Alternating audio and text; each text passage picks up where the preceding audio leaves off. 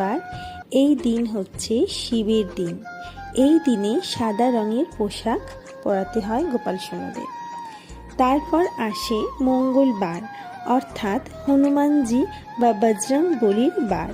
এই দিন আমরা গোপাল সোনাকে অরেঞ্জ রং অর্থাৎ কমলা রঙের পোশাক পরাতে পারি। বুধবার অর্থাৎ গণেশ ভগবানের দিন বা বুধ গ্রহের দিনও বলা চলে। বুধ গ্রহের রং সবুজ আর গণেশ ঠাকুরের প্রিয় রঙও সবুজ, তাই এই দিন সবুজ পোশাক পরাতে হয়। তারপর আসে বৃহস্পতিবার। বৃহস্পতিবার ভগবান বিষ্ণুর দিন হিসেবে ধরা হয়, আর ভগবান বিষ্ণুর প্রিয় রং হলুদ, তাই হলুদ রঙের পোশাক আমরা গোপাল সোনাদের পরাতে পারি। তারপর আসে শুক্রবার, অর্থাৎ মাতা লক্ষ্মীর দিন। এই দিন বিভিন্ন রঙের পোশাক আমরা পরাতে পারি।